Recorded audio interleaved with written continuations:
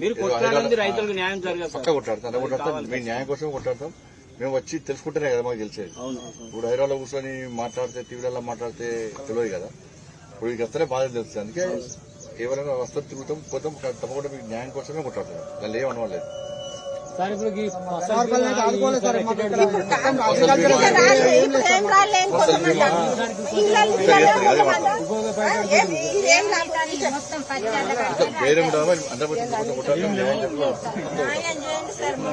కేసీఆర్ మొత్తం ముంచిండు.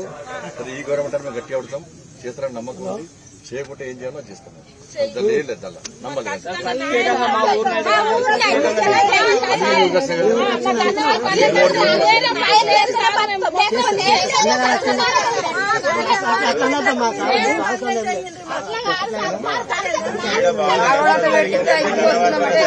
ఇడికి వచ్చి ఏడ నష్టం జరిగిందని ఆఫీసర్ అడిగి కనుక్కున్నారు.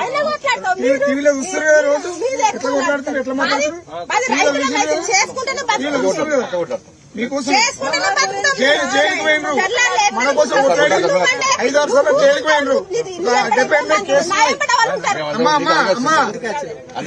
కేసులున్నాయి మన కోసం.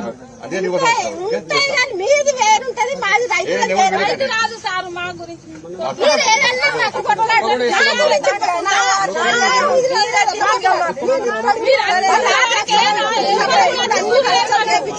న్యాయం జరగలేదు.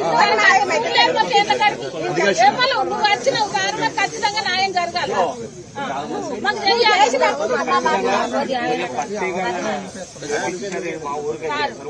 99% మొత్తం రైతులు సార్. ఏం వేరే ఏం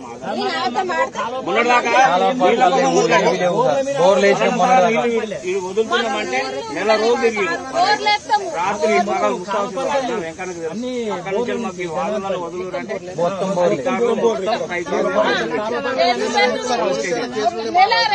రైతుల కేసులు కూడా పెట్టి ఇంకా అభిమానమా